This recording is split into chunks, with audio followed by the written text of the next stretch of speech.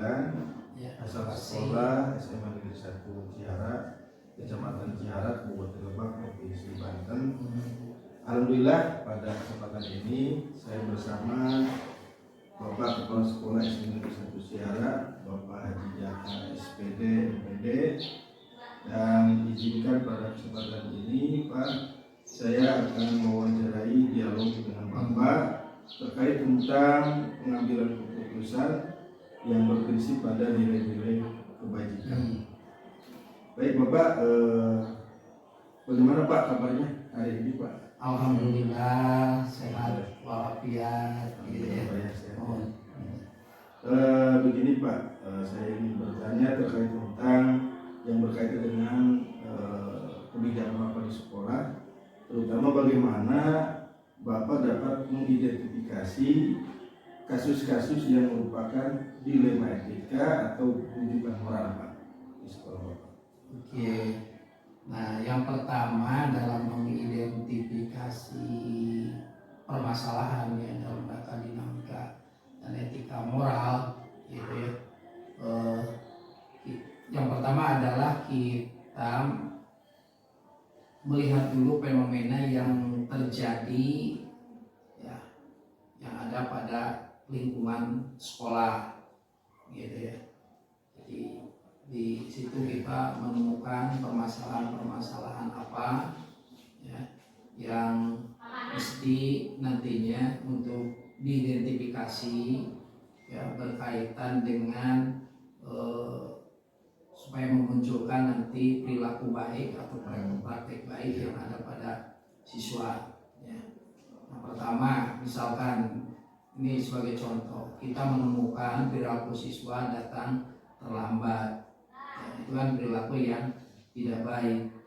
Itu salah satu adalah kita mengidentifikasi, menemukan ada sebagian siswa yang perilakunya terlambat.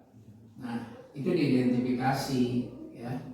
Nah, melalui struktur program. Dan di sekolah kan ada organ sekolah ya. Yang paling dekat adalah wali kelas. Kita fungsikan adalah wali kelas.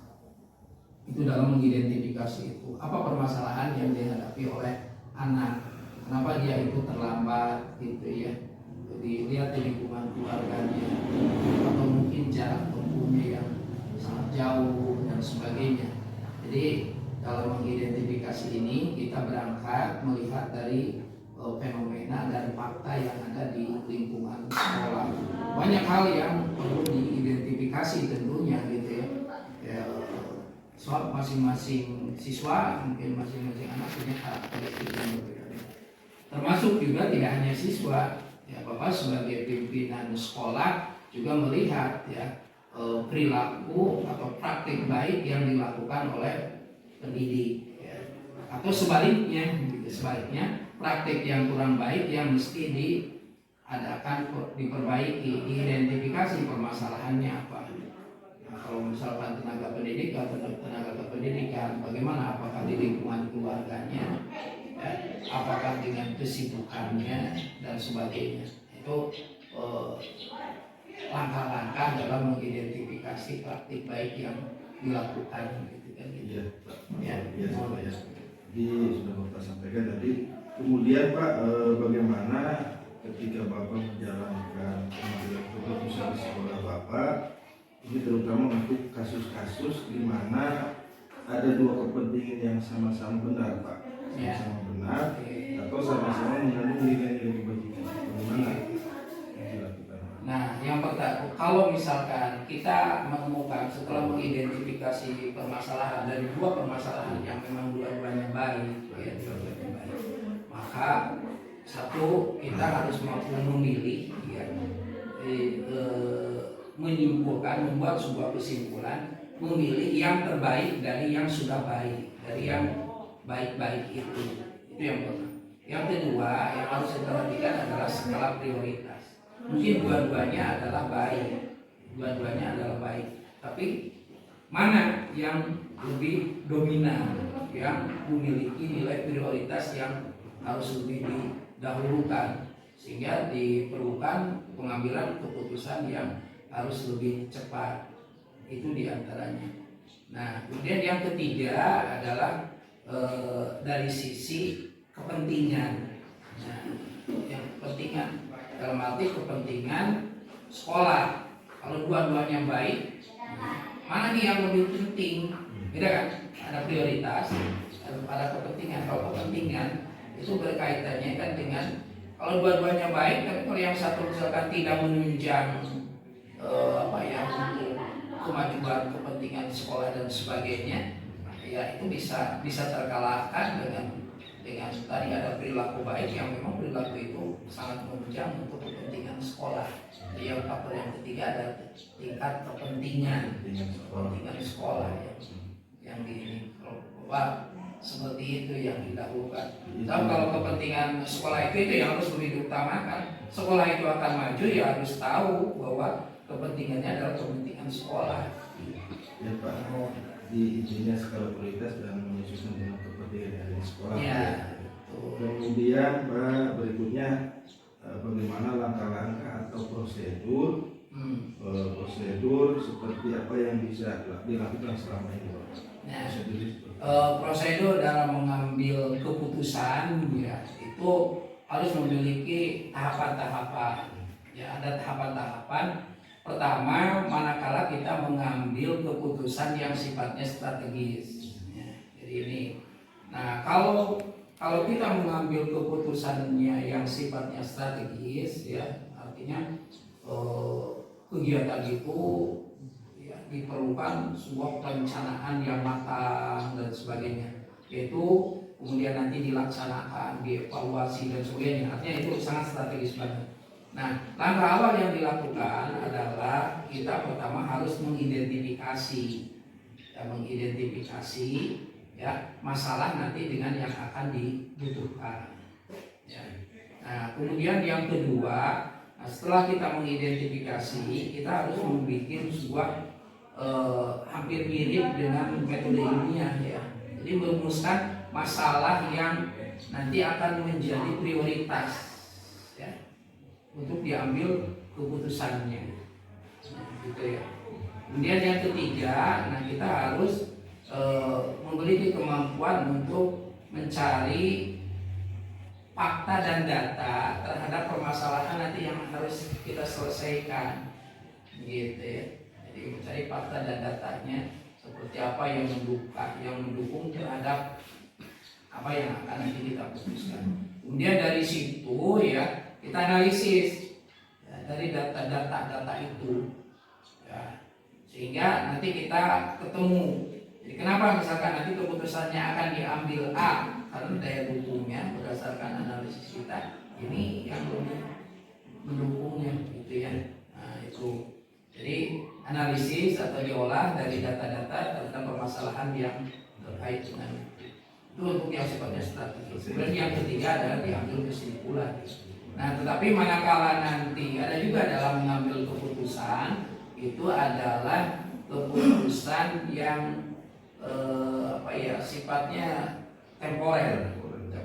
Jadi, nah kalau yang sifatnya kaitannya dengan temporer ya, nah itu kita harus memperhatikan kemampuan logika berpikir kepala sekolah, ya dalam arti memperhatikan itu tadi kepentingan, kemudian skala prioritas, ya. Kemudian daya dukung itu baru nanti keputusannya akan diambil itu ya harus berdasarkan kondisional seperti itu yang sifatnya temporer gitu ya. Selanjutnya Pak, hal-hal apa saja yang selama ini Bapak anggap efektif dalam pengambilan keputusan pada kasus-kasus di rumah etika? Oh ya, nah berkaitan dengan yang dianggap efektif adalah yang pertama bahwa kita ini harus memahami dengan permasalahannya. Ya, jadi memahami permasalahan. Ya, itu akan lebih efektif. Yang kedua adalah bagaimana pengorganisasian. pengorganisasian, sehingga nanti lebih efektif. Jadi tidak mungkin kegiatan itu dilakukan langsung oleh seorang kepala sekolah. Kita butuh pengorganisasian. Nah, setelah adanya pengorganisasian, maka masing-masing kan tentu akan melaksanakan tupoksinya. Ya, akan melaksanakan tupoksinya. Nah, dan nantinya bahwa berdasarkan apa yang dilakukan dari masing-masing unit, ya, satuan ataupun gugus tugas atau apa, itulah nanti yang akan menjadi dasar kebijakan, gitu ya. Contoh misalkan kita akan menerapkan atau menyusun sebuah tata tertib, ya, sebuah tata tertib. Nah, untuk menyusun sebuah tata tertib kan perlu dibuatkan dulu tim yang membuat perencanaannya atau membuat draft tentang tata tertib yang akan diberlakukan. Udah nanti tata tertib itu ada, ya nanti kan dirumuskan secara bersama-sama, ya, ada kolaborasi untuk menyusun dan nantinya diperhatikan kan di situ apa maksudnya apa supaya nanti lebih efektif. Dilibatkan nanti kan semua unsur di situ. Nah, baru kalau udah itu, kalau sekolah kan nantinya tinggal mensahkan, sosialisasikan. Itu jawaban yang efektif dari apa yang dilakukan. Betul Pak, jadi pengambilan yang efektif itu dari bagaimana tahu permasalahannya, ya, bagaimana mengorganisasinya, tahu permasalahan, mengorganisir, gitu ya. Kemudian nanti setelah diorganisasikan itu nanti akan menghasilkan sebuah keputusan, ya, finalnya keputusan dan nanti disosialisasikan.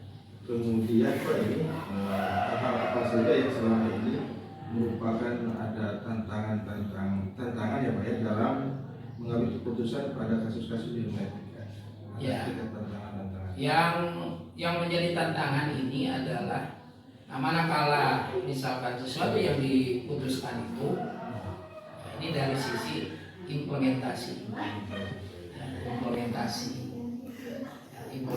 di lapangan itu salah satu yang menjadi kendala. Ya, mungkin dari implementasi di situ berkaitan dari sisi sumber dayanya, ya, sumber daya, ya, ataupun berkaitan dengan komitmen bersama. Ya, jadi komitmen itu juga ya. Kalau misalkan kurang komitmen, ya udah lemah begitu apa yang sudah menjadi keputusan juga kan. Komitmen untuk tadi melaksanakan apa yang menjadi sebuah keputusan bersama. Itu diantara. Ya Pak.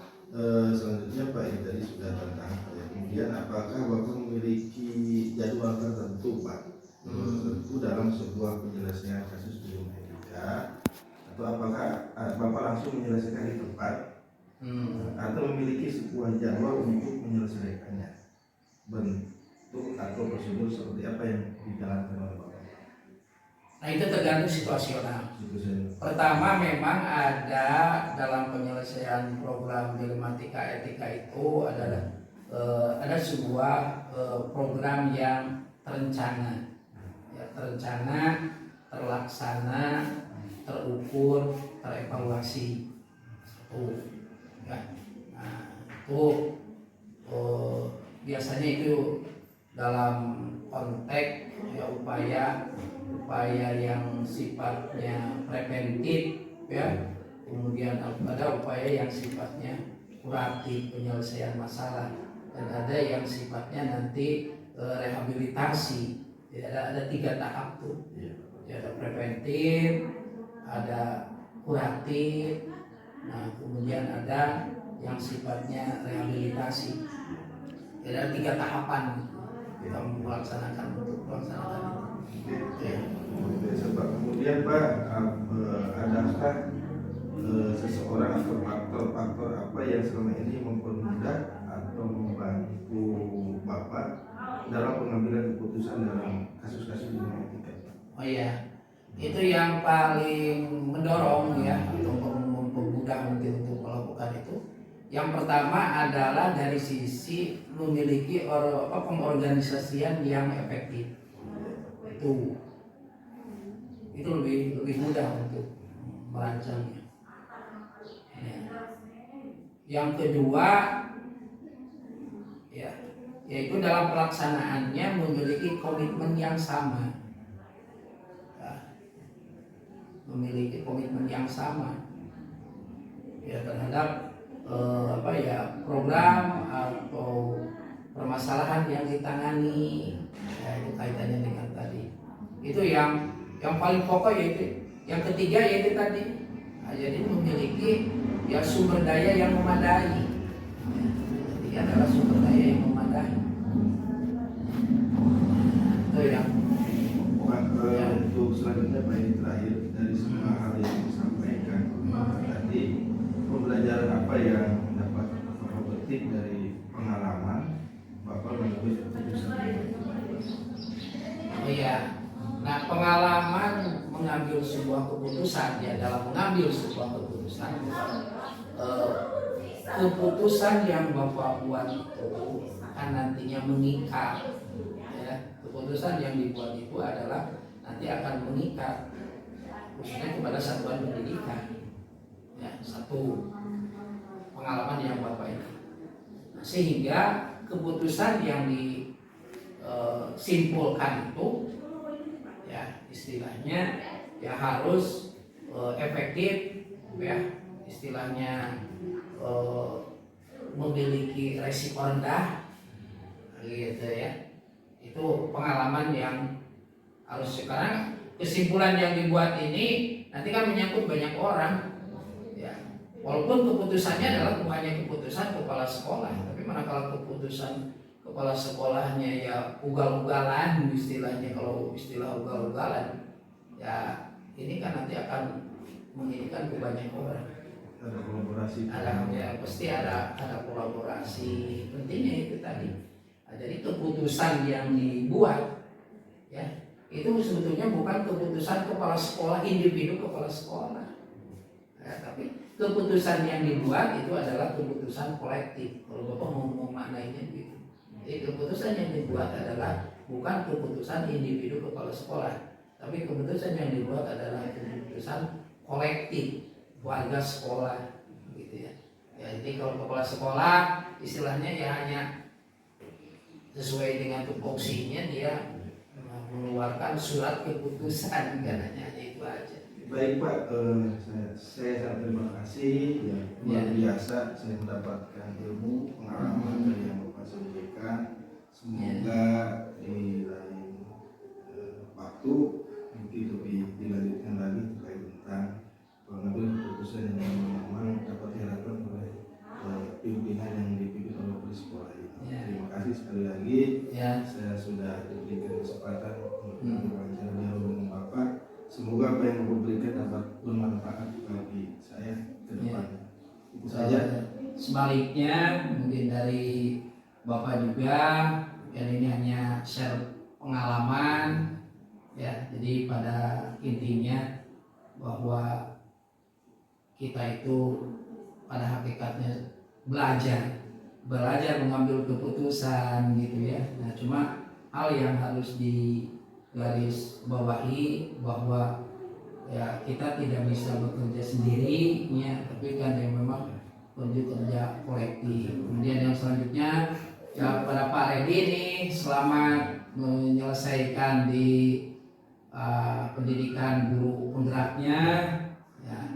Mudah-mudahan dengan banyak ngobrol, bukan hanya dengan Bapak, dengan yang lainnya, pengalaman-pengalaman dan sebagainya, itu akan menambah pengalaman dan wawasan untuk ke depan, ya, menjadi ke depan yang mungkin menjadi pemimpin atau setidak-tidaknya adalah kepemimpinan dalam proses pembelajaran di sekolah, kan gitu.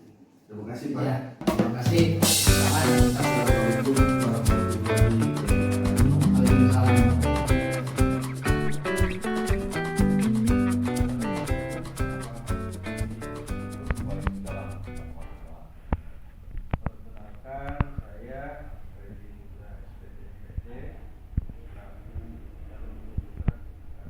Saya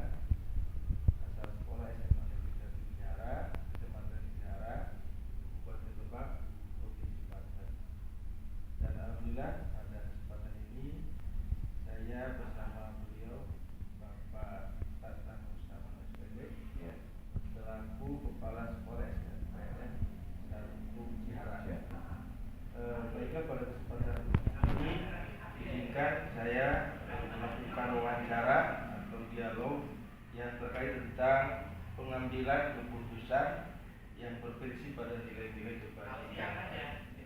Baiklah, Bapak hari ini alhamdulillah sehat Pak ya? Alhamdulillah sehat ya. Gimana Pak? Saya juga sehat ya. Alhamdulillah.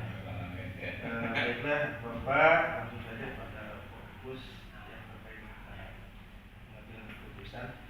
Ini pertanyaannya begini Pak, bagaimana Bapak dapat mengidentifikasi kasus-kasus yang merupakan dilema etika atau kehidupan moral di sekolah? Oh iya. Selama ini di SMP 1 Cihara, selama saya bertugas di sini memang banyak kasus-kasus kesalahan didik dan tidak ada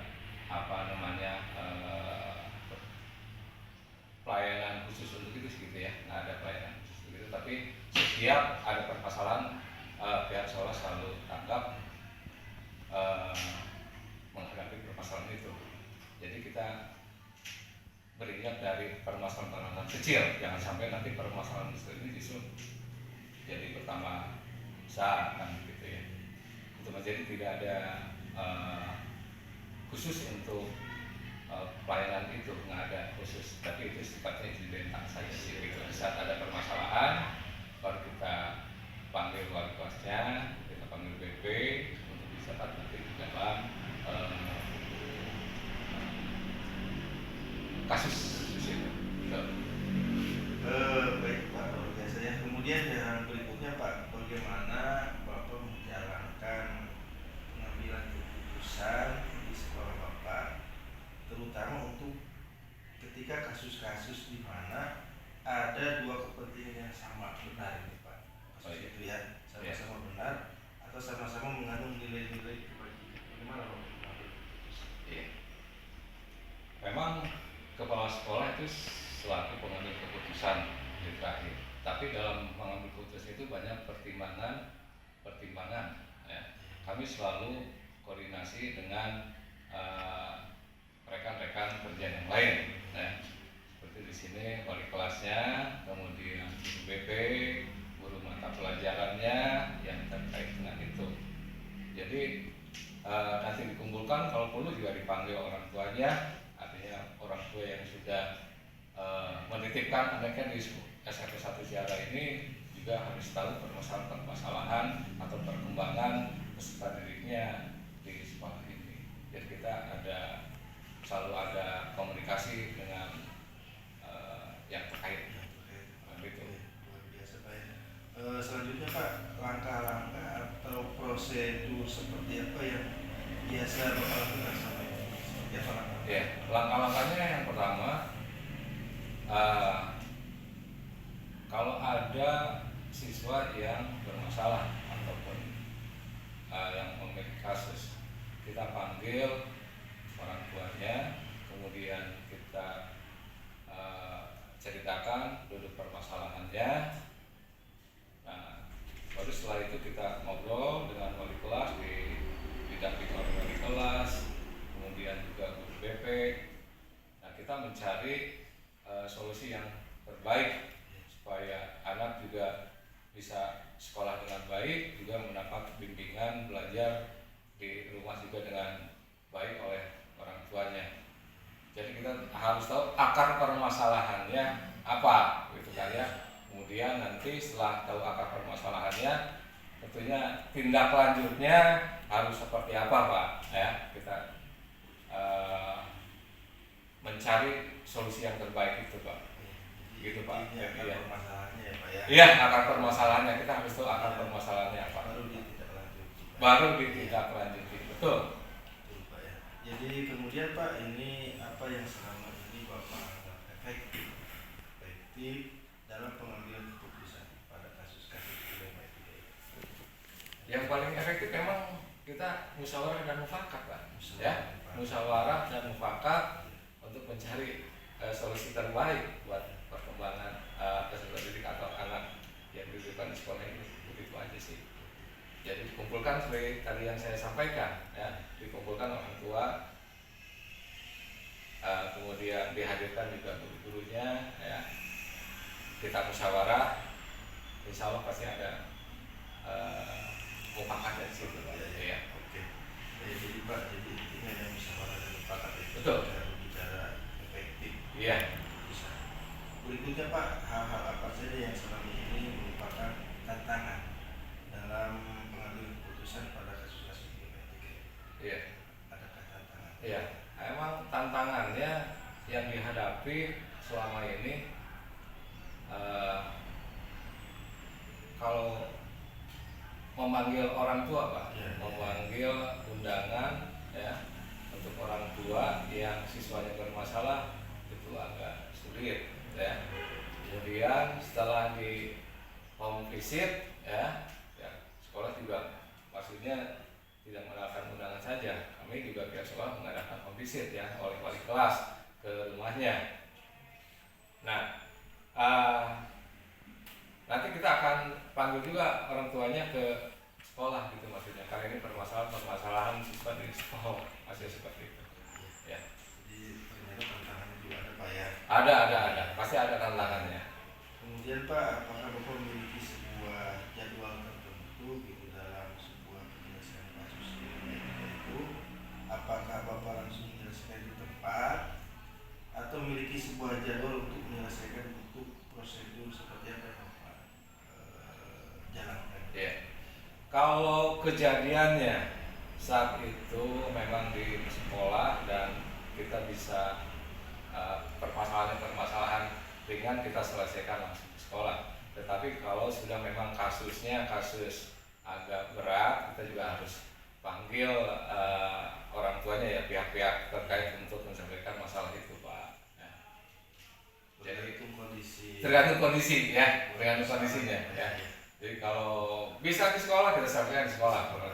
Kemudian kalau memang nggak bisa, ya mau tidak mau kita harus membuatkan jadwal supaya saya pinginnya langsung bertemu dengan orang tua, tapi di saat tadi kepala sekolah tidak ada kegiatan kedinasan lah gitu lah, ya, ada dipanggil sesuai dengan jadwal yang sudah ditentukan oleh sekolah gitu. Baru panggilan undangan gitu. Pak ya. Ya, kondisional betul. Kemudian adakah seseorang Pak, ini faktor-faktor apa yang selama ini mempermudah atau membantu Bapak dalam pengambilan keputusan? Ya. Adakah? Jadi pihak-pihak terkait barangkali, ya. Iya. Ya, pihak untuk Seseorang yang iya. membantu Bapak dalam mengambil keputusan. Iya. Ya, selain intern sekolah, rekan-rekan yang ada di internal sekolah juga kita libatkan komite sekolah, juga tokoh-tokoh, Pak. Kita undang tokoh-tokoh karena tadi itu tokoh yang tahu kondisi lingkungan di sekitar sekolah ini. Jadi kita harus panggil itu. Ya. Intinya kolaborasi Pak ya. Kolaborasi ya. Ini seperti itulah. Ada kolaborasi, betul. Ya. Selanjutnya Pak, ini yang terakhir pertanyaan saya, dari semua hal yang telah disampaikan oleh Bapak tadi, pembelajaran apa yang dapat Bapak petik dari pengalaman Bapak mengambil keputusan di orang tua? Iya. Jadi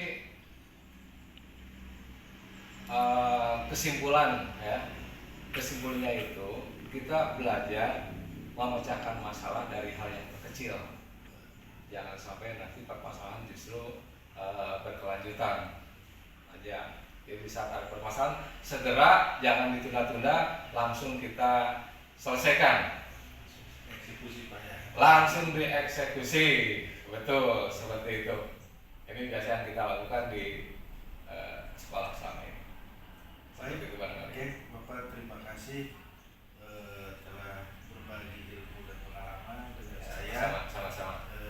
Telah banyak kebermanfaatan apa yang sudah Amin. diberikan tadi. Semoga tindak lanjut saya ketika minta Bapak bisa sering lagi ke depannya Pak ya. Amin ya. Sekali lagi terima kasih. kasih saya telah berbagi pengalaman tentang pengambilan keputusan yang berkaitan dengan nilai kebajikan dengan Bapak Tata Muslimat SPD. Terima kasih. Sama-sama. Wassalamualaikum warahmatullahi wabarakatuh. Waalaikumsalam warahmatullahi wabarakatuh.